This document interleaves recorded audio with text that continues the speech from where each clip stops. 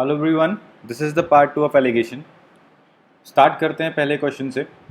To mixtures of wine and water with wine to water ratio 3:4 and 4:7 are to be added such that the resultant mixture has wine to water ratio is 2:3. Find the ratio in which these two mixtures are added. अब इसको समझते हैं question को क्या है।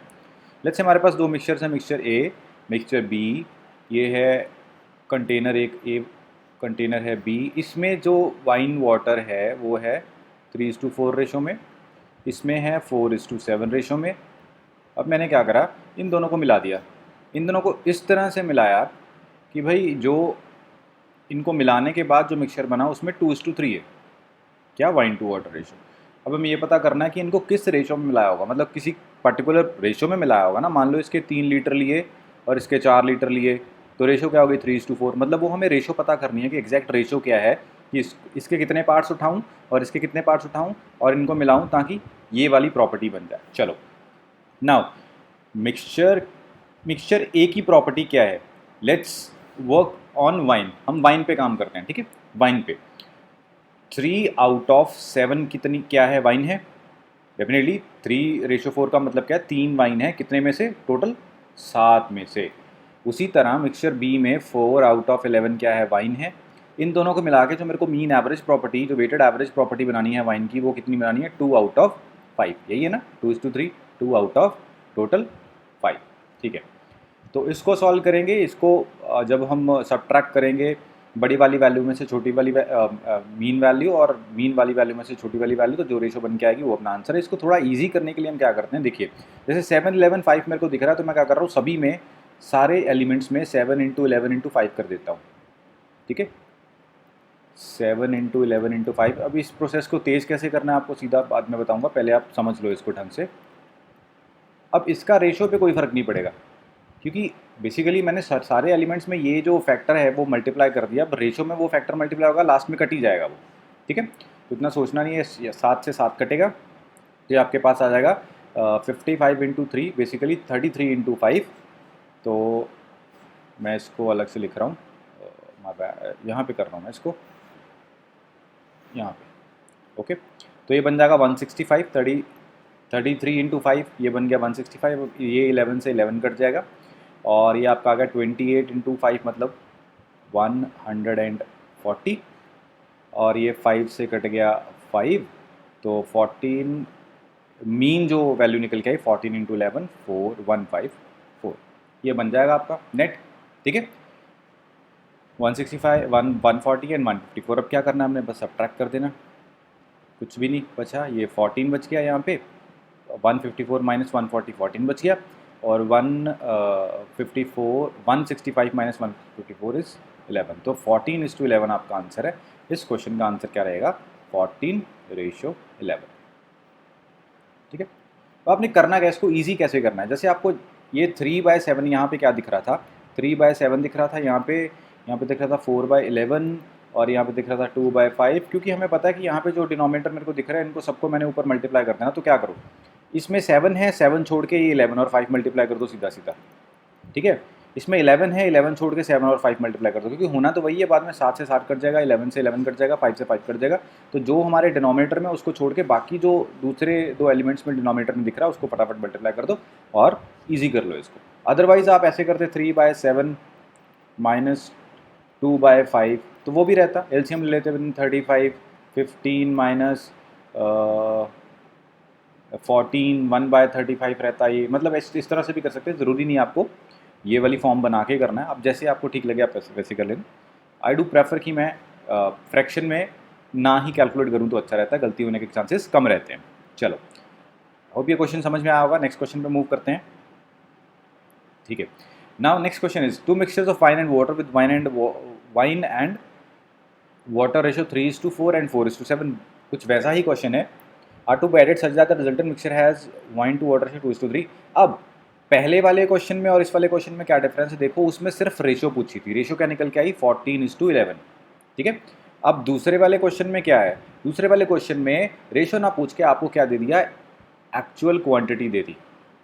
ठीक है, actual quantity दे दी है इन्होंने, किस चीज़ की, मिक्सचर, इस वाले मिक्सचर की। इस वाले मिक्सचर के मैंने 24 लीटर ऐड करे तो दूसरे वाले मिक्सचर को मैं कितने लीटर ऐड करूँगा वो पता करना है मेरे को। उसी तरह से करेंगे, वाइन को उठा लेंगे, ज़रूरी नहीं है वाइन से, आप वाटर से भी कर सकते हैं। मैं वाइन से कर रहा हूँ, वाटर से करोगे आंसर सेम आएगा। 3/7 वाइन है एक मिक्सचर में, 4/11 वाइन है दूसरे मिक्सचर में, इन दोनों को मिला के मैंने कितनी बना दी, 2/5 वाइन बना दी। तो वही आपकी चीज़ बनेगी। यहाँ पे रेशो क्या बनेगी आपकी 14:11, है ना। ये पहले वाले क्वेश्चन वाली कैलकुलेशन ही बनेगी, बिल्कुल वही चीज़ बन रही है ये, ठीक है। तो यहाँ पे 14:11 रेशो बनेगी। अब इसमें अगर मैं मान लूँ कि this is 14x and this is 11x, तो 14x मेरे को क्या दे रखा है, 24 लीटर्स। तो x की वैल्यू क्या आ गई आपके पास, 12/7 लीटर, है ना। 24/14 मतलब 12/7। तो जो मेरा दूसरा मिक्सचर है, वही पूछा ना, volume of the second mixture, उसका वॉल्यूम कितना है, 11 इंटू x मतलब 12/7, तो दैट इज 132/7 लीटर्स।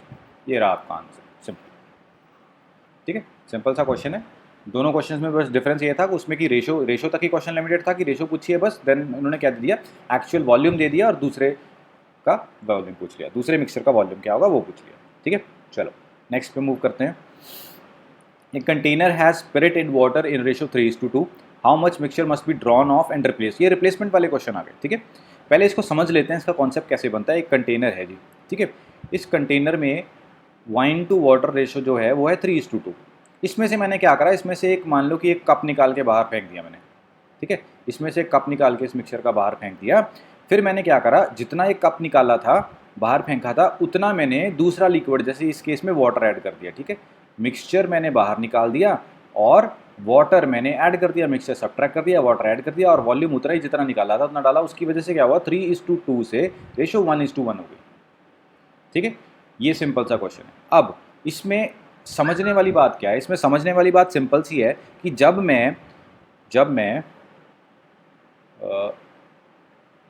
मैं इसको निकालूंगा, मिक्सचर को मैंने मिक्सचर निकाल के फेंक दिया कहीं पे, ठीक है, ये कहीं दूसरे कंटेनर में डाल दिया मैंने।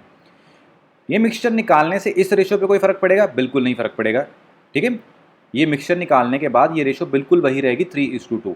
तो मैं क्या कह रहा हूँ कि फिर दूसरा स्टेप क्या है कि मिक्सचर ये सब्ट्रैक्ट करने के बाद ये जो 3:2 रेशो में पड़ा होगा, इसमें मैंने क्या कर देना, प्योर वाटर ऐड कर देना, ठीक है।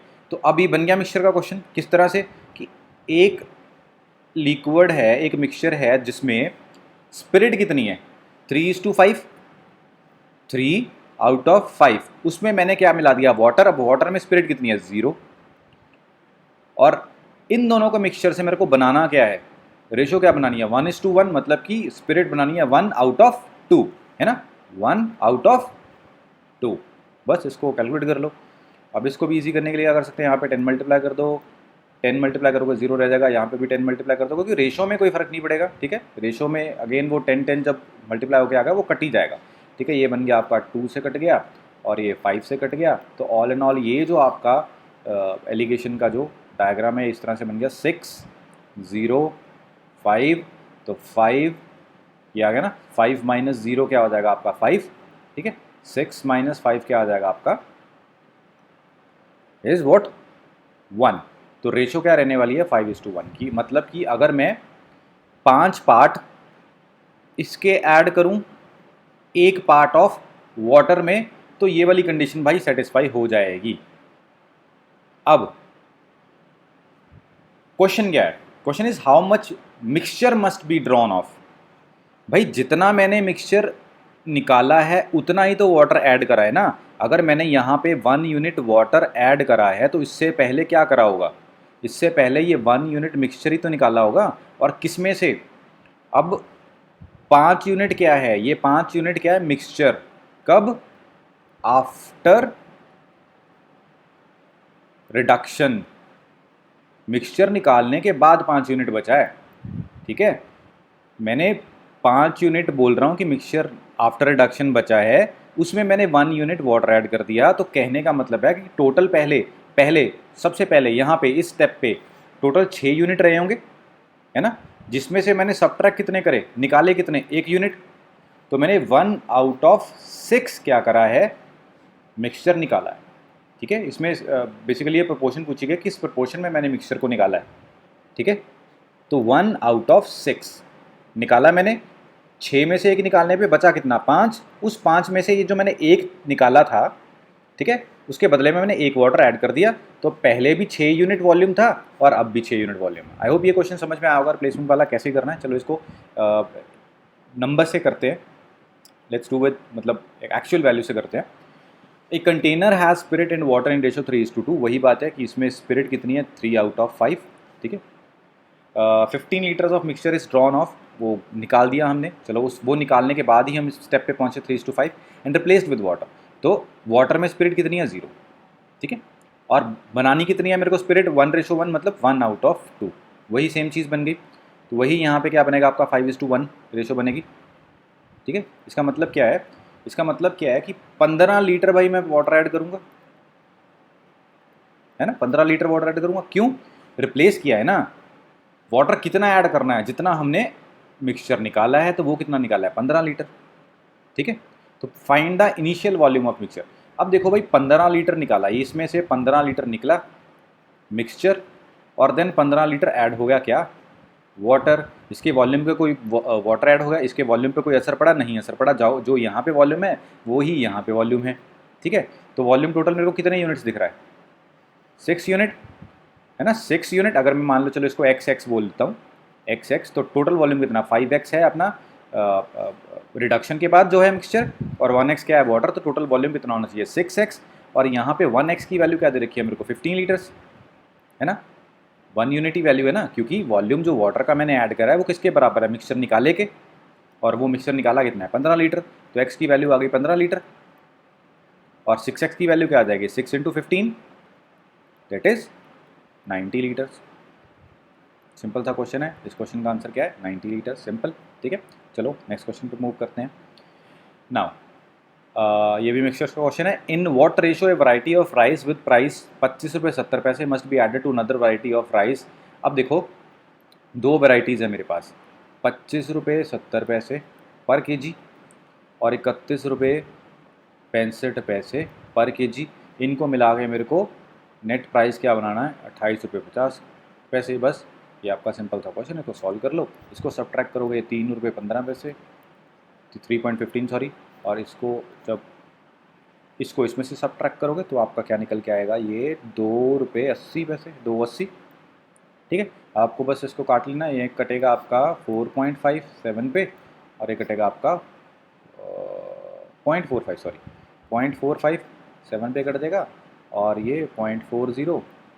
तो बेसिकली ये डिवाइड बाय 100, 100 से 100 कर जाएगा, मतलब ऑल एंड ऑल आपका आ जाएगा 5 9 ज़ा 5 8 ज़ा 9:8 रेशो आ जाएगी इसकी, ठीक है। बस ये काटना है, जैसे भी आप काटो इसको, ठीक है, 9:8 रेशो आ गई। इसका मतलब क्या है, इसका मतलब क्या है कि ये जो क्वांटिटी है ये मैं कितनी उठाऊंगा 9 यूनिट्स, और ये क्वांटिटी कितनी उठाऊंगा 8 यूनिट्स उठाऊंगा, तो मेरी ये वाली कंडीशन बन जाएगी, ठीक है। अब इस रेशो में कोई भी क्वांटिटी हो, 18 हो, 18 16, ठीक है, 27 24, इस रेशो में बनने वाली क्वांटिटी में कोई भी ऐड करूंगा तो हमेशा यही प्राइस मिलेगा मेरे को, ठीक है। ये चीज़ समझ में आई होगी। और हाँ, इस रेशो का आपको ध्यान में रखना है, ये जो रेशो निकल के आएगी ना नीचे, हमेशा पर के बाद वाली वैल्यू निकल के आएगी, ठीक है। जैसे यहाँ पे क्या है 27 रुपीज़ पर केजी, पर के बाद क्या केजी, तो मतलब ये केजीज को बता रहा है, क्वांटिटी को बता रहा है, ठीक है। ये चीज़ आपको ध्यान में रखनी है, रेशो हमेशा जो पर के बाद वाली वैल्यू होगी। जैसे अगर मैं टाइम स्पीड एंड डिस्टेंस पे लगाऊंगा इसको, स्पीड अगर मान लो यहाँ पे पड़ी होगी स्पीड 40 किलोमीटर पर आवर, मतलब यही सारा फंडा अगर मैं टाइम स्पीड एंड डिस्टेंस पे लगाऊंगा तो स्पीड्स रखूंगा यहाँ पे, तो स्पीड्स के पर में क्या है आर, तो यहाँ पे रेशो किसकी निकल के आएगी, आर की। तो ये आपको ध्यान में रखना है कि जो यहाँ पे रेशो आएगी वो पर के बाद वाली क्वांटिटी होगी, ठीक है। चलो नेक्स्ट क्वेश्चन पे मूव करते हैं। नाउ वही क्वेश्चन है बट इसमें अगेन वो क्वांटिटी दे दी उन्होंने कि 45 kg हमने क्या करा है, ये वाला मिक्सचर ऐड करा है। तो 25 रुपये 70 पैसे, वही एक प्रॉपर्टी है 25 रुपये 70 पैसे, दूसरी प्रॉपर्टी है 31 रुपये 65 पैसे, तीसरी प्रॉपर्टी है 28 रुपये 50 पैसे। अब इस पर जब मैं एलिगेशन लगाऊंगा तो रेशो क्या बननी चाहिए, 9:8, 9:8 ही थी, देख लेते हैं एक बार, हाँ 9:8 थी, ठीक है। तो अब यहाँ पे अगर मैं मान लूँ कि ये वाली जो क्वांटिटी मैंने यूज़ करी है दैट इज़ 9x, और ये वाली जो क्वांटिटी मैंने यूज़ करी है दैट इज़ 8x, ठीक है। तो 9x मेरे को यहाँ पे क्या दे रखा है 45, तो x की वैल्यू क्या आ गई 5। अगर x की वैल्यू 5 है तो यहाँ पे दूसरी वैरायटी मैंने कितनी यूज़ करी है ना, फाइंड एक्स, एक्स का मतलब क्या है कि another variety of x kilogram of rice. यहाँ पे दूसरी वैरायटी मैंने कितनी यूज़ करी है, 8 इंटू यहाँ पे 5 दैट इज़ 40। अगर मैं 45 किलो ये वाली वैरायटी उठाता हूँ तो मेरे को दूसरी सॉरी ओहो, अगर मैं 45 केजी ये वाली वैरायटी उठाता हूँ तो मेरे को दूसरी वैरायटी कितनी उठानी पड़ेगी, 40 किलो। सिंपल सा क्वेश्चन है, आई होप समझ में आया होगा। चलो आगे मूव करते हैं। The next question is same as, चलो यहाँ से हम प्रॉफिट एंड लॉस में एलिगेशन कैसे यूज़ करना है वो देखेंगे, ठीक है। आगे आने वाले सारे क्वेश्चन तकरीबन प्रॉफिट एंड लॉस वाले होंगे। चलो इस क्वेश्चन में क्या है, 45 kg of rice with this price and added to another price of x kg of rice this price and this variety such as selling price. ध्यान से पढ़ो इस क्वेश्चन को, वीडियो को पॉज करके ट्राई करो, फिर वापस आओ इस क्वेश्चन पे, देखते हैं कैसे करेंगे इसको। सेम क्वेश्चन है, 25 रुपये 70 पैसे एक प्रॉपर्टी, 31 रुपये 65 पैसे एक प्रॉपर्टी।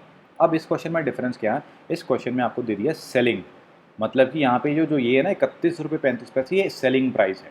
तो ध्यान में रखो एक बात, पहली वीडियो में मैंने ये बताया था कि जो प्रॉपर्टी आप यहाँ पे यूज़ करोगे वही प्रॉपर्टी आप यहाँ पे यूज़ करोगे, और मीन प्रॉपर्टी भी वही होनी चाहिए।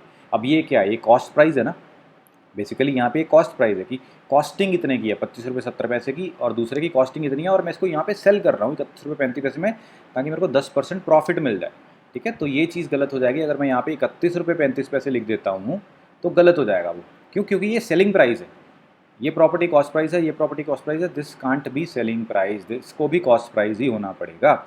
तो चलो देखते हैं पहले क्या कर सकते हैं हम इस सेलिंग प्राइस से कॉस्ट प्राइस निकाल सकते हैं। 10% प्रॉफिट का मतलब क्या है, 10% प्रॉफिट का मतलब क्या है कि जो 31.35 है दैट विल बी 110%। मतलब कि अगर मैं सेलिंग प्राइस से कॉस्ट प्राइस तक जाना चाहूँ तो ये एक्सप्रेशन यूज़ कर सकता हूँ। जिनके परसेंटेज के फंडे क्लियर हैं उनको समझ में आ गया होगा, नहीं तो यू हैव टू डू, ठीक है। परसेंटेज पहले, सिंपल सा है। चलो क्या करते हैं, अब इसको काट लेते हैं, ये कट जाएगा आपका 11 2 जा और 93 8 जा 88 और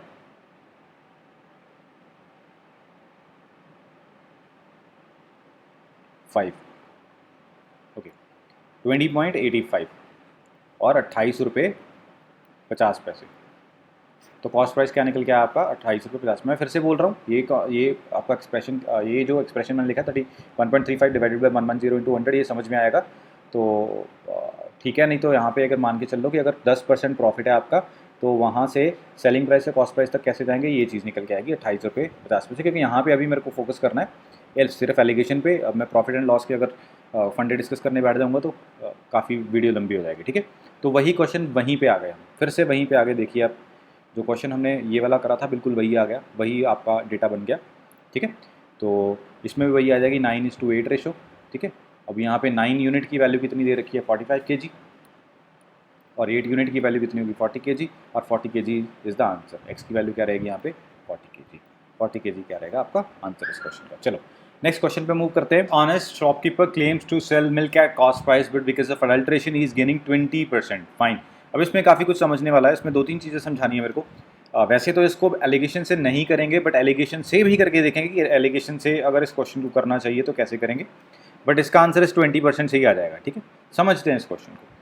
वो शॉपकीपर जो है 20% का फ़ायदा कर रहा है अडल्ट्रेशन से, अडल्ट्रेशन मान लेते हैं कि वो पानी ऐड कर रहा है, ठीक है। तो हो क्या रहा है, वो मान लो कि जो इंसान है वो 100 लीटर लेके आ रहा है 100 रुपये में, तो जी उसकी कॉस्ट प्राइस क्या आ गई 1 लीटर की, 1 रुपीज़। अगर वो बंदा कह रहा है कि मैं कॉस्ट प्राइस पे ही सेल कर रहा हूं, तो ऑब्वियस सी बात है कि जो 1 लीटर है वो हमेशा 1 रुपये में ही सेल करेगा। पर फ़र्क क्या आ जाएगा यहाँ पे, फ़र्क सिर्फ इतना सा आ जाएगा कि वो 20% गेन करने लगेगा इससे। क्यों? क्योंकि अगर मैं यहाँ पे कहूँ कि ये 100 लीटर जो है वो मिल्क है, अगली बार जो वो मिल्क नहीं होगा, क्या होगा, मिक्सचर होगा, ठीक है, मिक्सचर होगा 100 रुपये में। तो अगर मैं कहूँ कि भाई 20% का फ़ायदा हुआ 100 पे, तो 100 की चीज़ ऑब्वियस सी बात है कि मेरी 120 रुपये में बिकी होगी, ठीक है ना। 100 की चीज़, 100 की जो चीज़ है वो मेरी 100, जो यहाँ पे बात करते हैं जो 100 की चीज़ है मेरी, वो इसको अभी के लिए भूल जाओ, वो बस मैंने बताने के लिए क्या था कि वो मिक्सचर होगा। 100 की चीज़ 120 में बिकी होगी, क्योंकि हमने पता है कि वो 1 लीटर अभी भी 1 रुपये में बेच रहा है, तो यहाँ पे जो क्वांटिटी बनेगी वो 120 लीटर ही बनेगी। पर जो 120 में एक्चुअल चीज़ क्या है 100 की, वो होगी दूध, और जो 20 होगा वो पानी। ठीक है, मैं फिर से बता रहा हूँ, जो इंसान है वो बोल रहा है मैं कॉस्ट प्राइस पे ही सेल कर रहा हूँ चीज़ों को, मतलब 1 लीटर को 1 रुपये में बेच रहा होगा वो। अब मैं मान लूँ कि 100 रुपये का 100 लीटर मिल्क लेके आया वो 100 की चीज़ 120 में बेचेगा, तभी उसको 20% का फ़ायदा होगा। पर क्योंकि वो 1 लीटर के पैसे 1 रुपये ही लगाएगा, तो जब वो 120 किसी से लेगा तो उसके बदले में 120 लीटर देगा ना। अब वो पूरा का पूरा मिल्क नहीं होगा, उसमें कुछ ना कुछ अडल्ट्रेशन भी होगी। इसमें मिल्क कितना है 100 रुपये का, हमने 100 रुपये के हिसाब से लगाया ना, 100 से 120 हुआ, 100 में कितना मिल्क लेके आया 100, तो बाकी बचा हुआ 20 क्या होगा उसमें, पानी, अडल्ट्रेशन। समझ में आई, सिंपल सी बात है। तो अब आपको ध्यान में रखना, अगर इस तरह का क्वेश्चन आ जाता है तो आपने सिंपल सा एक फंडा यूज़ करना है, क्या कि भाई जो आपको ये 20% प्रॉफिट दे रखा है ना, 20% प्रॉफिट है जो, ये क्या होगा, ये होगी अडल्ट्रेशन की वैल्यू, किस पे, प्योर वैल्यू, प्योर वॉल्यूम पे या वेट पे। ठीक है, तो अडल्ट्रेशन क्या होगी, अडल्ट्रेशन क्या होगी, adulteration is always equal to profit percent of pure quantity. बस बात खत्म। इतनी सी चीज़ आपने याद रखनी है और इस क्वेश्चन का आंसर आ जाएगा। अब इसका मतलब क्या है, adulteration is equals to profit percent of pure quantity. अगर प्योर क्वांटिटी को आप 100 लीटर ज्यूम कर लो, यहाँ पे आप मान लो कि 100 लीटर दूध प्योर है, प्योर क्वांटिटी का P% मतलब 20% कितना हो जाएगा 20 लीटर। ठीक है, बस क्वेश्चन सॉल्व। अगर 100 लीटर आपका मिल्क है तो 20 लीटर आपका वाटर होगा।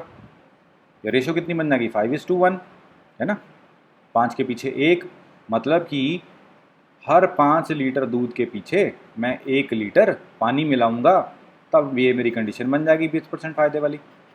ठीक है, तो पहला question, percentage of adulteration in the mixture, adulteration कितनी है 1 लीटर आउट ऑफ, अब मिक्सचर कितने का हो गया, ये प्योर मिल्क नहीं बोल रहे, ये बोल रहे हैं मिक्सचर में 5 लीटर में जब मैंने 1 लीटर दूध मिला दिया तो मिक्सचर 6 का हो गया, तो ये आ गया आपका 1/6 इंटू 100, 16.6, इसका आंसर आ जाएगा 16.66%।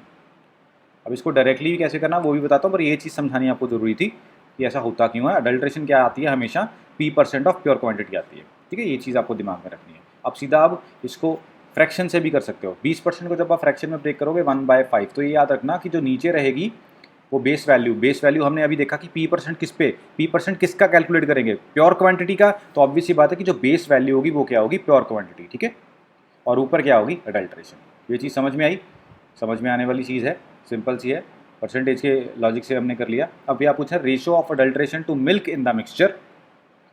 अब ये क्वेश्चन को किसी भी तरह से घुमा फिरा के ratio of adulteration to milk, अब देखो adulteration, ratio of adulteration to milk वो पूछ रहे हैं, वो क्या है 1:5। अडल्ट्रेशन टू मिल्क कितना, अडल्ट्रेशन कितनी है 1, और मिल्क कितना 5, 1:5। अगर ये पूछते ratio of adulteration to mixture 1:6 होती। ठीक है, तो ये समझ में आने वाली चीज़ें हैं आपको, आपके लिए। तो मैं क्या कर रहा हूँ, मैं इस क्वेश्चन को इस क्वेश्चन को एक बार ढंग से समझा देता हूँ। करना क्या है, जैसे आपके पास प्रॉफिट परसेंट है 20%, फिर से बता रहा हूँ, एलिगेशन से भी करेंगे इसको, पहले इससे समझ लो। 20% को आपने ब्रेक करा 1/5 में, तो क्या होगा, ऊपर क्या होगी आपकी अडल्ट्रेशन और नीचे क्या होगी आपकी प्योर क्वांटिटी। बस ये चीज़ याद रखनी है। अब रेशो किसकी मर्जी पूछ रखी है, इस दो वैल्यू से ही ले लेनी है आपने। अगर pure quantity to adulteration ratio पूछी है तो सीधा ये आ जाएगी, pure quantity to mixture ratio पूछी है तो 5:6 आ जाएगी। ठीक है, क्योंकि मिक्सचर तो 6 का हो गया ना, 5 में एक ऐड कर दी मैंने adulteration. Adulteration to mixture ratio पूछ रखी है तो 1:6। इस तरह से कुछ भी पूछ रखा आपने सीधा से बस परसेंटेज से देख लेना है आपको। बस ये पता होना चाहिए कि ये जो P% है प्रॉफिट परसेंट है, उसी तरह जैसे अभी हमने पढ़ा कि जो P% है, जो ये P% है किस बेस पे कैलकुलेट होती है, प्योर क्वांटिटी पे। बात खत्म। चलो, अब इसी क्वेश्चन को अगर मेरे को एलिगेशन से करना हो तो मेरे को कॉस्ट प्राइसेस निकालनी पड़ेंगी। ठीक है, कॉस्ट प्राइसेस निकालनी पड़ेगी किसकी, प्योर मिल्क की, ठीक है, और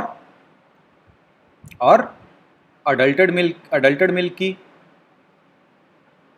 ठीक है, और अडल्ट्रेशन को तो हम जीरो ही मान के चलेंगे, ठीक है। अडल्ट्रेशन की जो कॉस्ट है उसको हमेशा जीरो मान के लगेंगे। तो आप दो क्वांटिटीज, दो कॉस्ट प्राइसेस निकालनी पड़ेंगे आपको। कॉस्ट प्राइस ऑफ मिल्क जो आप सपोज कर लोगे, उसके अकॉर्डिंग अडल्टेड मिल्क की आपको कॉस्ट प्राइस निकालनी पड़ेगी। चलो वही लेके आते हैं कि 1 लीटर का जी कॉस्ट प्राइस है 1 रुपये। ऑब्वियस सी बात है, कॉस्ट प्राइस की बात करें तो 100 लीटर की 100 रुपये होगी। अब क्योंकि उसको 20% का फ़ायदा है तो 120 रुपये में वो भाई 120 लीटर बेचेगा, जिसमें 100 होगा ये प्योर मिल्क और 20 होगा वाटर। मैंने इस तरह से लिख दिया इसको, ठीक है। बेसिकली अब हो क्या रहा है, ये है आपकी सेलिंग प्राइस। मतलब कि अगर मैं सिंपल सी भाषा में कहूँ जी, 100 लीटर 100 रुपये में पड़ रहा है, अडल्ट्रेशन की वजह से 120 लीटर अब 100 रुपये में पड़ रहा है। ये चीज़ समझ में आने वाली है। पहले 100 रुपये में 100 लीटर पड़ता था, क्योंकि मैंने 0 रुपये कॉस्टिंग वाला 20 लीटर इसमें क्या कर दिया, पानी ऐड कर दिया। तो अब 100 रुपये में मेरे को क्या पड़ रहा है, 120 लीटर। तो पहले जो कॉस्ट प्राइस पड़ रही थी वो 1 लीटर की 1 रुपये पड़ रही थी। अब 1 लीटर की कॉस्ट प्राइस जो मेरे को पड़ेगी कितनी, 100/120 पड़ेगी। ये चीज़ समझ में आने वाली है। 1 लीटर की कॉस्ट प्राइस जो पड़ेगी 100/120, क्योंकि 20 मैंने ऐड कर दिया। अब क्वांटिटी जो 100 लीटर नहीं रही वो 120 हो गई है, तो ये 5/6 हो गई, ठीक है। अब इस पे अगर मैं एलिगेशन लगाता हूँ, एलिगेशन का इससे भी और इजी मेथड बताऊंगा, बट इसको समझ लीजिए एक बार। 1 रुपये पर लीटर वाली चीज़ को मैंने ऐड कर दिया किसमें, 0 रुपये पर लीटर में, और मेरे को जो नेट कॉस्ट प्राइस पड़ी 5/6 पड़ी। ये चीज़ समझ में आने वाली है ना। ये था प्योर मिल्क, ये थी अडल्ट्रेशन, और ये है मीन। इन दोनों को मिला के मेरा क्या बन गया, अडल्टेड मिल्क। प्योर मिल्क में मैंने अडल्ट्रेशन मिलाई और ये बन गया मेरा अडल्टेड मिल्क, है ना। प्योर मिल्क की कॉस्टिंग 1 रुपये है, अडल्ट्रेशन की कॉस्टिंग 0 है, अडल्टेड मिल्क की 5/6 बन गई इसके अकॉर्डिंग। यही हमने यहीं देखा है, ठीक है। तो बस इसको यूज़ करेंगे अब। तो ये रेशो निकल के आएगी आपकी, जब मैं इसको 6 से मल्टीप्लाई कर दूँगा, 605, तो 6:1, ठीक है। यहाँ पे अगर मैं 6 मल्टीप्लाई कर दूँ तो ये 6 से कट देगा 6, तो सॉरी 5:1, ये बन जाएगा 5। 5 - 0 इज़ 1 एंड 5 - 0 इज़ 5, 6 - 5 इज़ 1। ये रहा आपका आंसर, 5:1। क्या है मतलब, 5 यूनिट आपके प्योर मिल्क के होंगे। आप बिल्कुल देखो वहीं पहुँच गए। 5 यूनिट आपके प्योर मिल्क के होंगे और 1 यूनिट आपका क्या होगा, अडल्ट्रेशन का होगा। और मिक्सचर आपका कितना बन गया, 6 यूनिट का बन गया। बस बात खत्म, सिंपल। इसका और सिंपलेस्ट वर्जन करना है आपने एलिगेशन का, तो याद रखो, जैसे 20% प्रॉफिट है, तो ऑब्वियस सी बात है कि 100 की चीज़ में मैं अगर 0 मिला दूंगा और मेरा जो इफेक्टिव प्राइस है वो 120 बन गया, ठीक है। 100 की चीज़ में मैंने 0 की चीज़ मिलाई और इफेक्टिव प्राइस बन गया 120। वैसे ये हो नहीं सकता, गलत हो जाएगा, सॉरी नहीं, क्योंकि ये जो ये प्राइस रहना चाहिए ये 100 से 0 के बीच बीच में रहना चाहिए, गलत हो जाएगा, सॉरी नहीं, ठीक है। इस तरह से करो इसको, इसमें एलिगेशन लगाने की ज़रूरत नहीं है। आप यही करो, प्रॉफिट परसेंट को ब्रेक कर लो। प्रॉफिट परसेंट किस पे कैलकुलेट होगा, हमेशा याद रखो कि प्योर क्वांटिटी पे, बस बात खत्म, इतना सर, ठीक है। आपको ज़बरदस्ती एलिगेशन लगानी है तो इस तरह से लगा सकते हैं, ठीक। चलो नेक्स्ट क्वेश्चन पे मूव करते हैं। What next question says? The overall cost price of 2 articles is 12,000 if one of them is sold at 30% profit, other is sold at 42% profit. Find the overall profit, and overall profit is 35%. Find the individual CPs. अच्छा, एक और बात, कई बार मैं question नहीं narrate करता और सीधा सोल्यूशन पे चला जाता हूँ, तो उस केस में आप वीडियो पॉज करके एक बार क्वेश्चन खुद से पढ़ लिया करिए, ठीक है। अब इस क्वेश्चन में क्या बोल रहा है कि भाई 2 CPs हैं मेरे पास, CP1 और CP2, और इन दोनों को मिला के भाई जो ओवरऑल कॉस्ट प्राइस बन रही है वो 12,000 बन रही है, ठीक है। अब मैं क्या कर रहा हूँ, इस वाले को मान लो कि मैं 30% के फ़ायदे पे बेच रहा हूँ, इस वाले को मान लो कि मैं 42% के फ़ायदे पे बेच रहा हूँ। ओवरऑल जो मेरा फ़ायदा हो रहा है 12,000 पे, वो कितना हो रहा है, 35%। इसमें एलिगेशन लगा सकते हैं सीधा सीधा। पहले मैं लगा के बताता हूँ आपको क्या करेंगे। इसमें 30 एक पे फ़ायदा, 42 दूसरे पे फ़ायदा, मीन फ़ायदा कितना है 35, और वही अपना फंडा लगा देंगे। क्या बनेगा ये 7:2 कितना बना, ये 5, 7:5, ठीक है, 7:5। अब क्या करना है हमने, 12,000। अब ये जो रेशो निकल के आएगी वो किसकी निकल के आएगी, ये रेशो निकल के आएगी आपकी सीपीज़ की, रेशो ऑफ सीपीज़, ठीक है, रेशो ऑफ सीपीज़। अब ये रेशो सीपीज़ की क्यों रेशो निकल के आएगी ये भी आपको समझाता हूँ, तब आपको ये समझ में आएगा कि परसेंटेज के लॉजिक में आपको एलिगेशन कैसे लगाना है, ठीक है।